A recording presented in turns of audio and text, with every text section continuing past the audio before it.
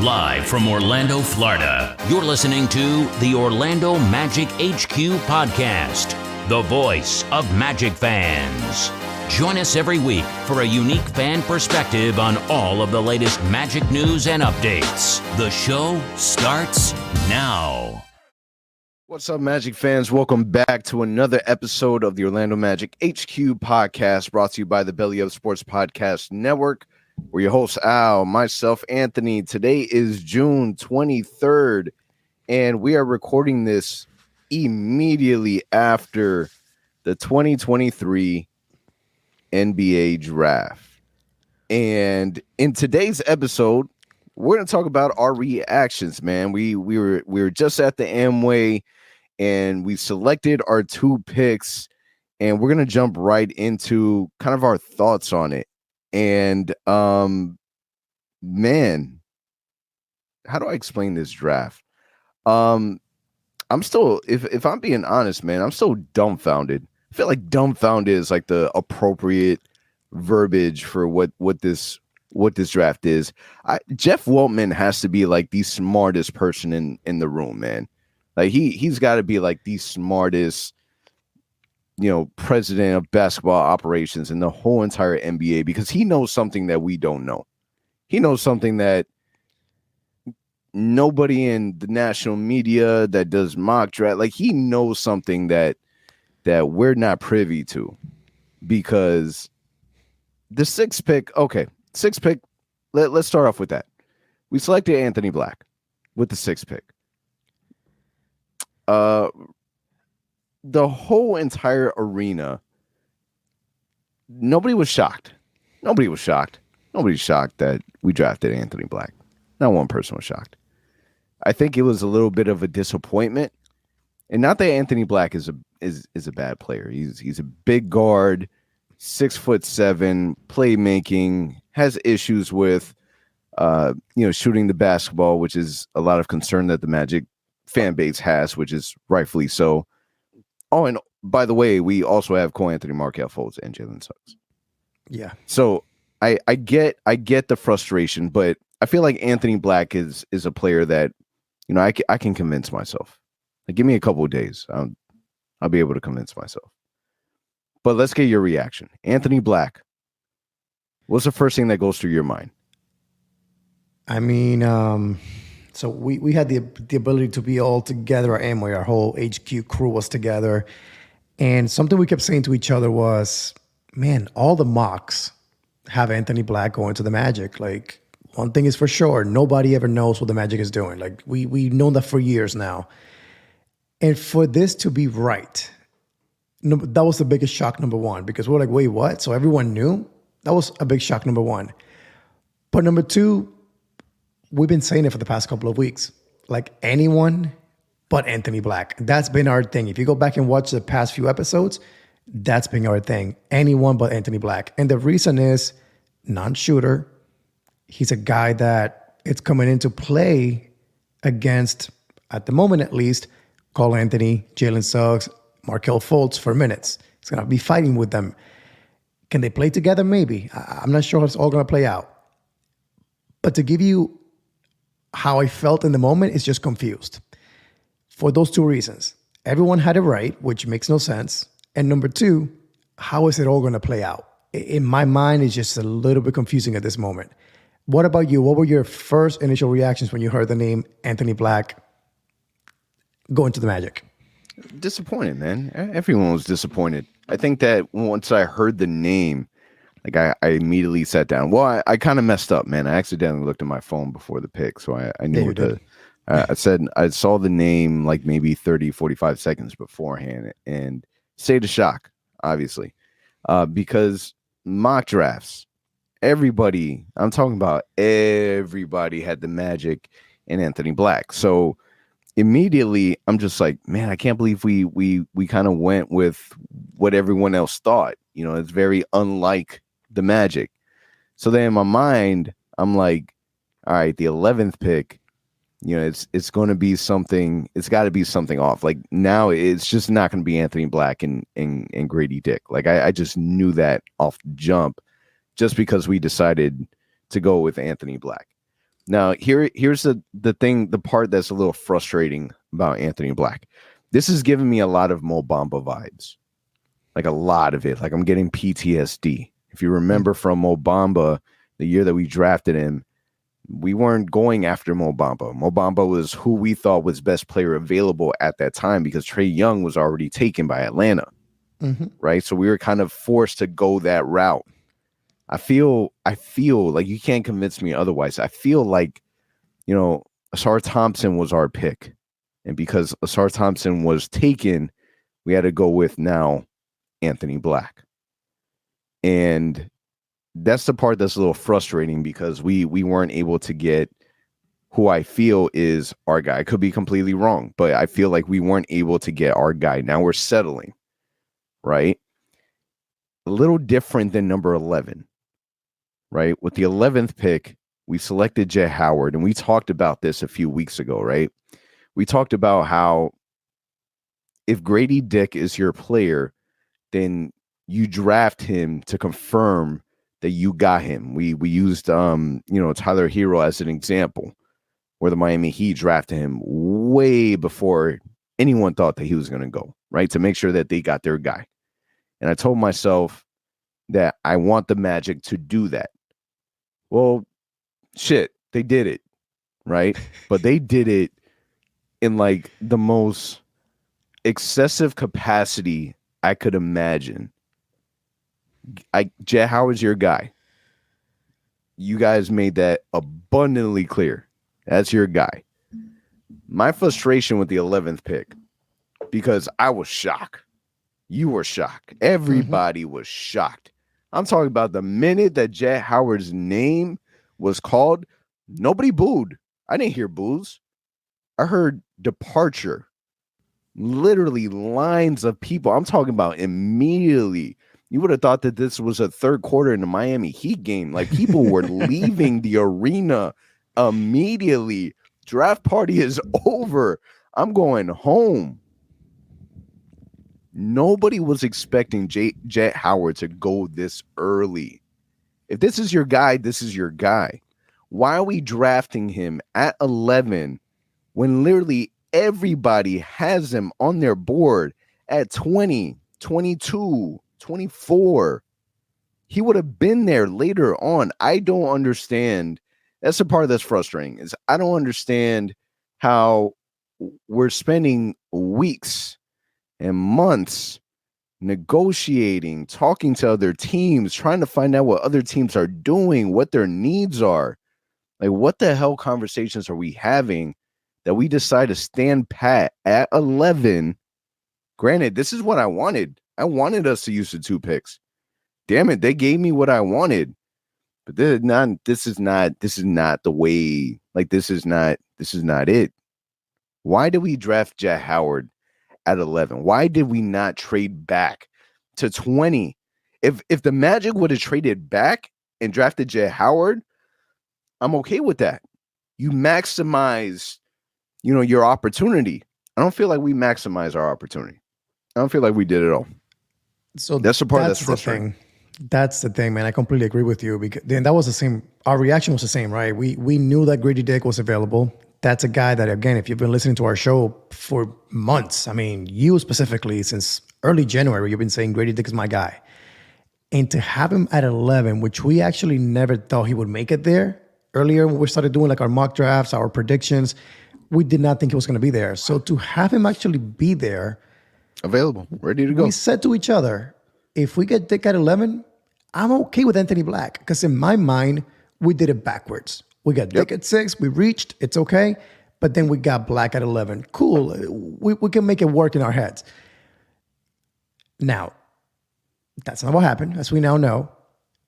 But I'm shocked still. Because once again, as good as Jett Howard may be, he is 6'8", just like Grady Dick. He can shoot it well. Not as well as Grady Dick so far, but he can shoot it well.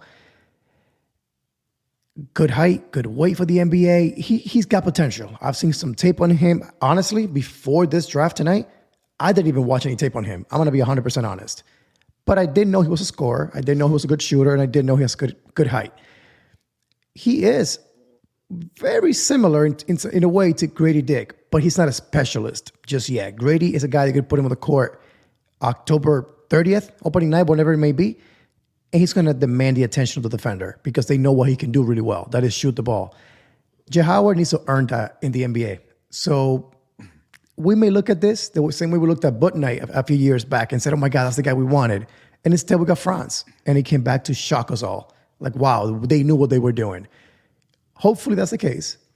But today, January, what is it now? June 22nd, 23rd, we're recording this. It sucks, man. It sucks because the guy that we wanted was right there. And mind you, we're not even talking about the fact that Cam Whitmore dropped to 20 to the Rockets. So in our eyes, we were thinking Cam Whitmore is there, Grady Dick is there, heck, Derek Lively is there if you want to go for a backup big. Jordan Hawkins is there, Keontae George is there. We got plenty of options here. We're going to pick the right guy. And out of nowhere, man, Jett Howard. So to be honest with you, my last thoughts on this, Jett Howard, in my opinion, is a better pick than Anthony Black tonight. That is not to say that he will be a better basketball player in 10 years from now than Anthony Black will, or a better fit for the Magic long term, however you want to put it. But tonight, I think Jett Howard is a better fit because he's a shooter. He's a 6'8" guy that can come in and right away help us with a need. Whereas Anthony Black, I'm not seeing it, man. Maybe I'm blind. I hope I'm so wrong about this years from now. But tonight, man, it just doesn't feel like we need Anthony Black. It's confusing to me. I mean, I can convince myself more. Like I'm not disappointed in the players that we drafted. I'm more disappointed with where we drafted Jett Howard. Like Anthony Black, that's not who I wanted at 6, but that's who we got, right? The Ringer has him showing as, shades of Lonzo Ball, floor general, on-ball defender. Like we know that he's a great defender. He's a big body.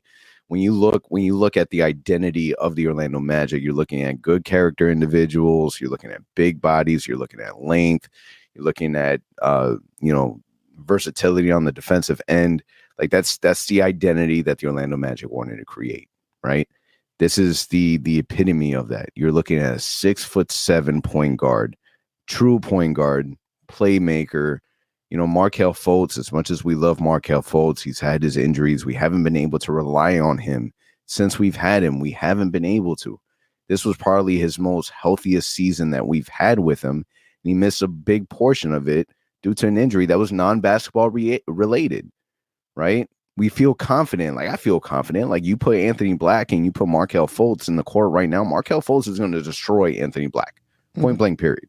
Right? It's going to take a minute. Right? The Magic are now going to have to try to figure out what to do with Cole Anthony, Jalen Suggs, this whole point guard logjam that we have, right? But again, I can convince myself on Anthony Black. I can convince myself on Jett Howard. I just don't understand the time, the why 11. That's the part that I can't figure it out. When you talk about Jett Howard, you're talking about a player that he's a shooter. That's what he does. He's a specialist. We've talked about this. Grab best player available with the 6th pick, and then with the 11th pick, you grab a specialist. Mm-hmm. When we talked about specialists, we talked about Grady Dick, we talked about Jordan Hawkins, like we talked about these guys, right?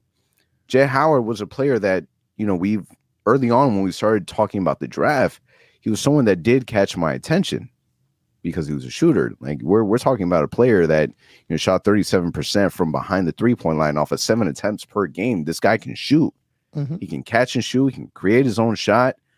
He lacks on the defensive end, and that's where a big part of his opportunity is. Now, post the trade deadline, Jeff Weltman was discussing how a big part of his season, towards the second half of his season, he was injured. Jett Howard mentioned today that he was maybe 50% of what he was capable of doing the second part of the season because he wanted, to play for the Wolverines, play for his dad, play for, his collegiate. This is a one and done player. So we weren't able to see that level of play from him that Weltman is hoping we'll be able to see more of in the NBA. He believes in him as a 3-and-D type player, even though we weren't able to see those aspects. Even when we're looking at the scouting reports, everyone's saying that he doesn't lack in defense because of effort. The effort's there.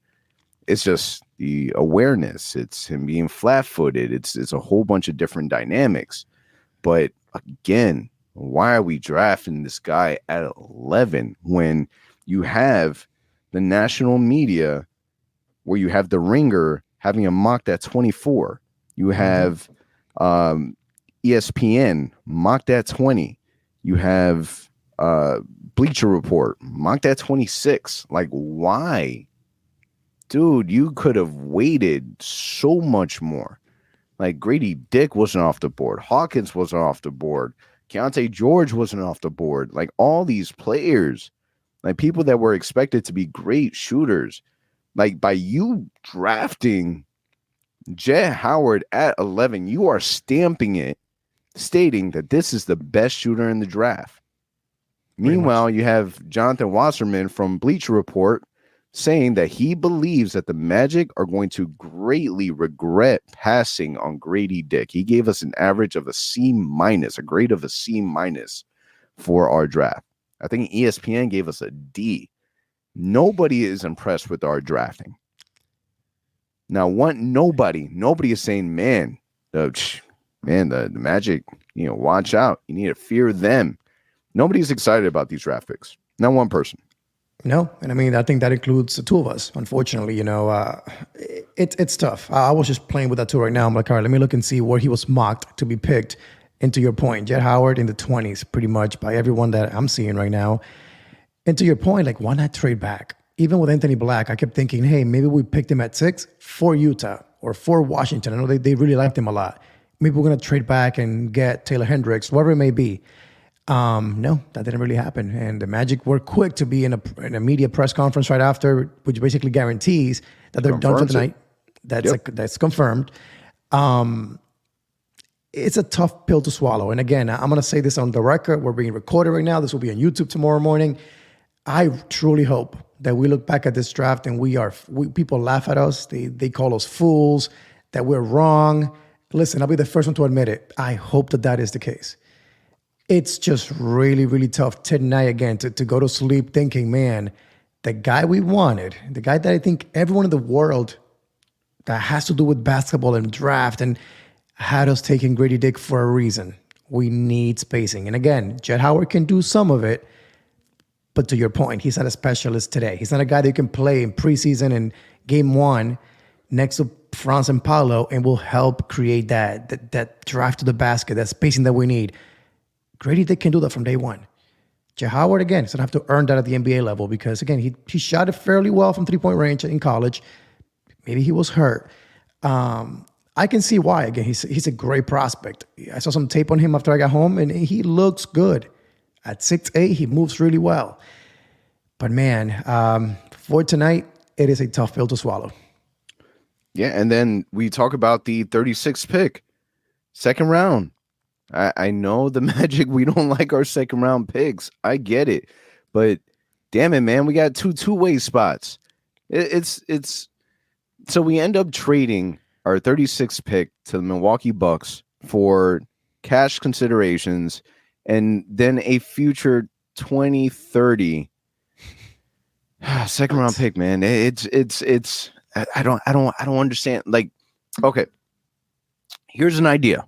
Crazy idea. I'm gonna throw it out there.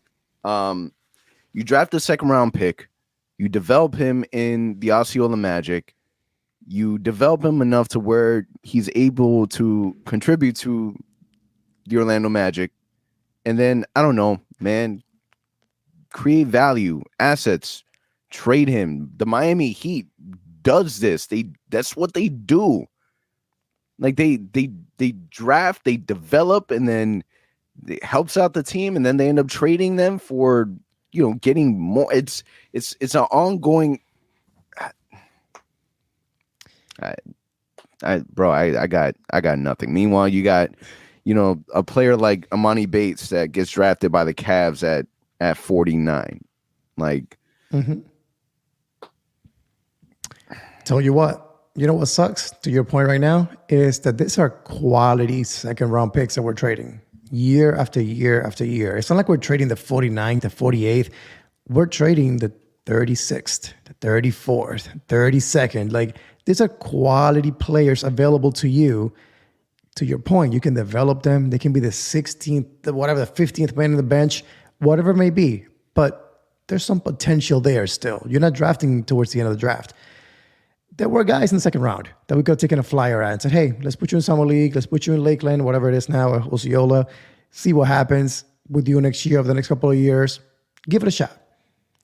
But man, to just trade it for cash and a future pick in 2030, 7 out of 11 second round picks have been traded for future second and cash considerations by our front office since they took over. So pretty much we're not using second round picks by any means. It sucks when you strike out on guys like Mo Bamba. You strike out on guys so far. Chuma not looking the best. RJ Hampton, you lost him for nothing. Terrence Ross, you lost him for nothing. That's a lot of assets, man, that you're kind of just throwing to the sidelines and saying, hey, it is what it is. At some point, that may come back to bite us in the ass one day when we just look back and say, man, we had so many chances to draft someone decent in the second round. Instead, we just kicked it back to the future. Doesn't make any sense to me. Yeah, so here's the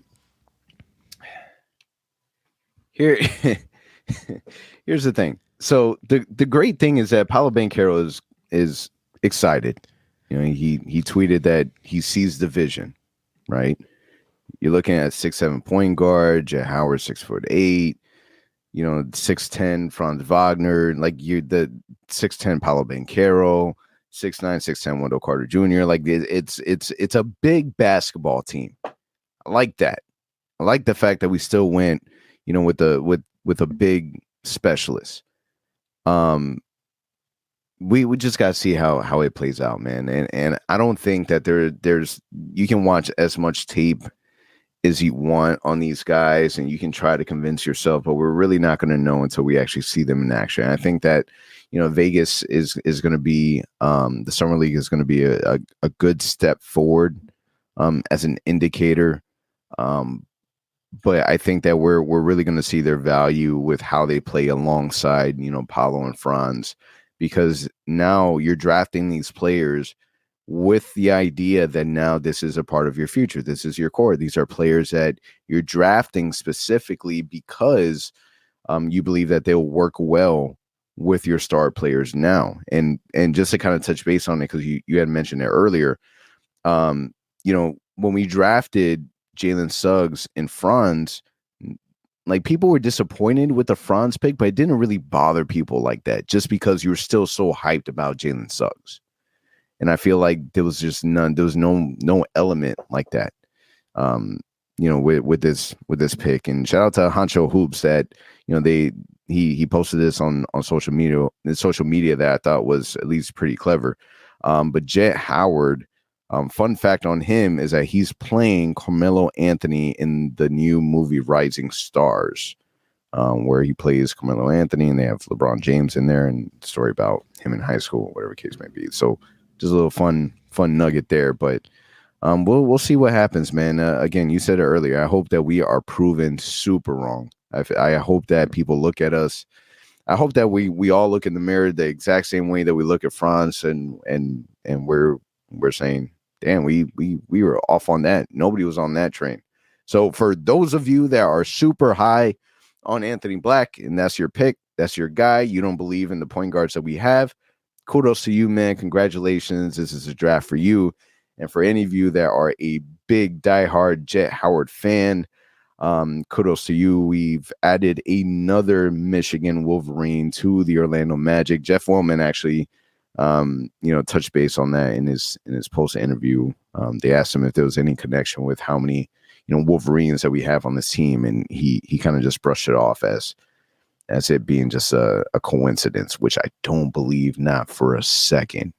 If you believe that there is no coincidence that it just so happens that we could potentially have 4 Wolverines on this team, just depending on what we do with Mo Wagner, you're absolutely nuts. I don't buy that at all. Zero. There's zero that I buy. That there's definitely got to be something in there, something, man. Because again, it doesn't just happen by luck. That's my opinion. I got to ask you though. So I know we don't want to keep this too long today. It's more of a reaction to what we witnessed tonight. But two things. Number one, really quickly, what grade do you give this draft tonight? As we're swallowing this pill. It is what it is. What is your grade? And number two, what do you think today's decisions mean for next week? So don't forget, if you're listening or watching us on YouTube, next week's a big week again. Friday, 6 p.m. next week, free agency starts. So we're going to be doing this all over again. We'll be looking at what the Magic do in free agency, who gets to stay with the team. I think next Thursday is the deadline to decide on Ball, Gary Harris. So we'll have some news coming to our next episode next week. But for now, number one, grade, and number two, what does today's move mean for next week in your eyes? Yeah, so to be clear, I'm not upset with the talent and the skills of the players. I'm not. I'm upset that we have a log jam with Cole Anthony and Suggs and Markelle Fultz, who are players that I absolutely still believe in, and Anthony Black does not make sense when we have those guys. And I'm upset and annoyed and frustrated that we selected Jett Howard at 11 when we talked about so many different times. And they talked about that they looked at moving all across the board in the draft. With that being said, because we drafted Jett Howard so much earlier than what he would have gone, and you can't tell me any different, I would give us a grade of a D+. D+ is what I would give it. At the end of the day, you're still adding, you accomplish what the goal was. Best player available, specialist. We got the best player available, and again, your definition of best player available is different than my definition of best player available. And then you got yourself a specialist that just so happens to be 6'8". So if that's the conversation, and this is kind of the way that I kind of feel like drafting should go, right? When they're having discussions in regards to, who are we looking at, what players would fit best with this player, that player. You would imagine that they don't even talk about players first. They talked about characteristics.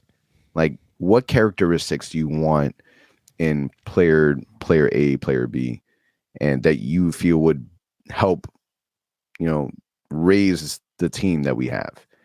And I feel as if they said everything that they wanted in a player.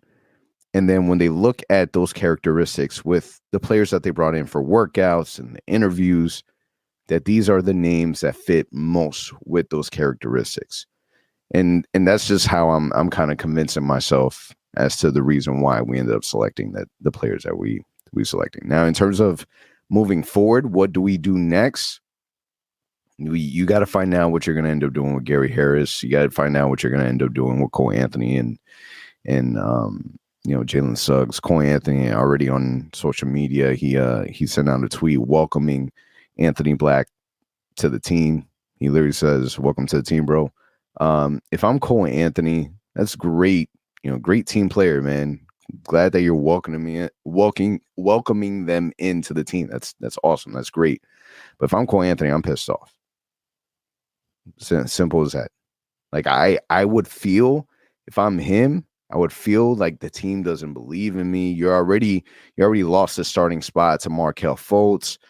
People are calling you the sixth man. You're the one over here talking about, in these press conferences that you should be starting and that, you do what's best for the team. And now you're bringing in a point guard that's a lot bigger.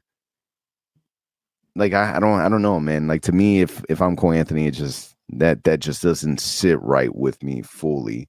And now it's just a matter of competing, man. So let's see what they end up doing. Now, my question to you then is, because this was a debate that we saw, not even a debate, a report. I can't remember if it was Jake Fisher from Yahoo Sports or if it was whoever.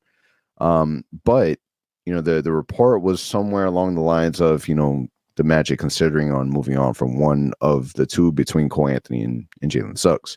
So my question to you is, now that we have Anthony Black, if you had to choose between Cole Anthony and Jalen Suggs, who are you most likely to part ways with? Man, it's a tough choice because I think the fan base, myself included, we don't want to see those guys go. I think we saw plenty of growth from both of them last year. So it would kind of suck to give up on them this early. And let me be clear, I don't think the Magic will. I think they're going to go into next season and figure it out with all these wings that they now have.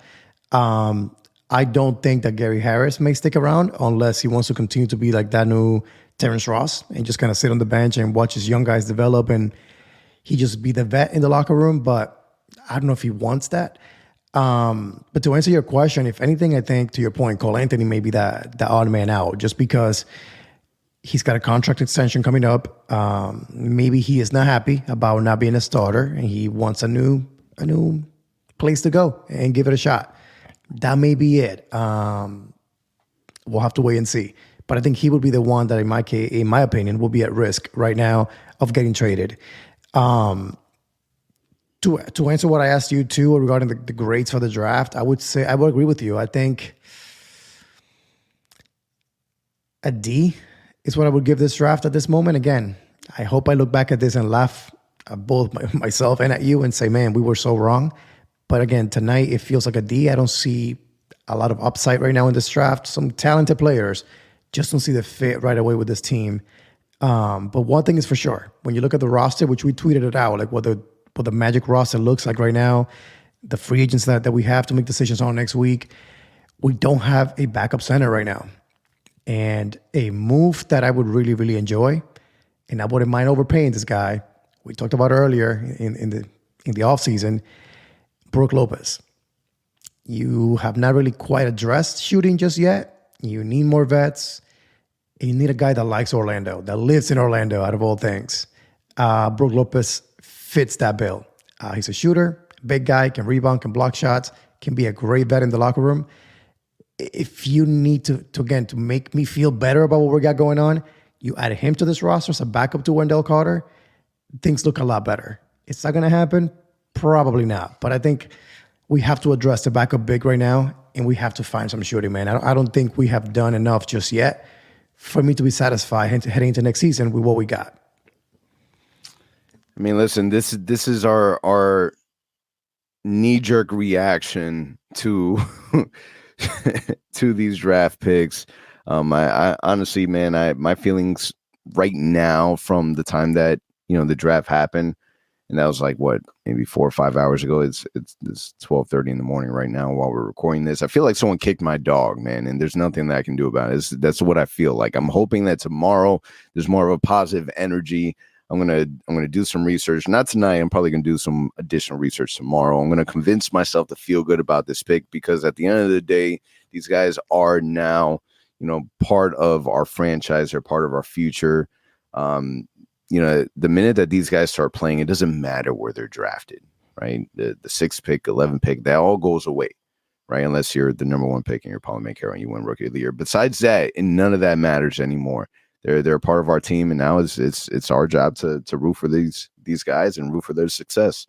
But we definitely want to hear your reactions and your thoughts on these picks. So, man, if you're on YouTube, leave us a comment. If you're not on YouTube, make sure you reach out to us, send us a DM, tell us your thoughts on it. I know our guys, Stanley and Bryce, they're going to be doing a live spaces tomorrow, which is today, if you guys are hearing this on June 23rd on Friday. So, man, be on the lookout for that. And, man, just embrace the moment, man. We're adding 2 young additional pieces to this team. And no matter what your thoughts are on this pick, there's the words that we said before the draft that, we've heard repeatedly from across the fan base is, I don't care who we draft, I trust this front office. And I feel like this is the ultimate test on if we really do trust the front office, because they went against the grain. They had to have known that when they made these picks, like, man, the fan base aren't going to like this. Like let's be honest, whether they care, or they don't care, whatever the case may be, there had to be a moment of where they say, man, this is reaching. Jett Howard 11 is reaching, but that's our guy. That's who we like. We feel like he can bring more. and we're gonna find out, man. Very, very shortly, we're gonna find out if they're geniuses. Jeff Wellman has to be a genius because nobody else thought about picking Jett Howard as early as we did. He's the only one. Nobody else. Just him. It's gonna be a couple of weeks before Summer League, and we'll get our first look at these guys playing together and kind of what they look like in a Magic uniform. But to your point, man, we got to keep trusting the process, what we're doing. They've done fairly well as of late, so I put all my trust in them. But man, tonight would have ended so much better if we would have said, Grady Dick is Orlando Magic, like we've been wanting for the last few months. But hey, instead, Grady Dick is a Toronto Raptor, and he's all hyped because Drake started following him on Instagram. So there's that, man. Good luck with that. Good luck with that.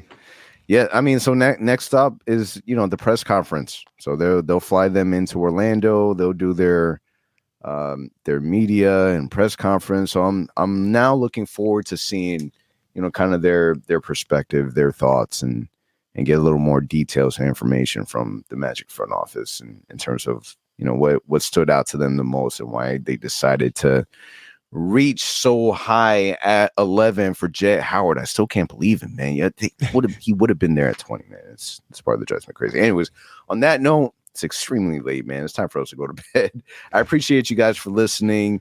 Whether or not, again, you guys like this draft or not, this was an exciting day in Orlando Magic basketball history. See what I did there? All right. Anyways, on the next, appreciate you guys for listening. Take care. See you guys next week.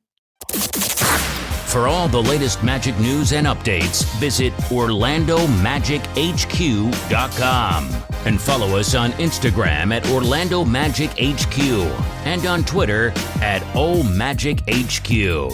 Also, remember to subscribe to our YouTube channel and subscribe and leave a 5-star review on your favorite listening platform.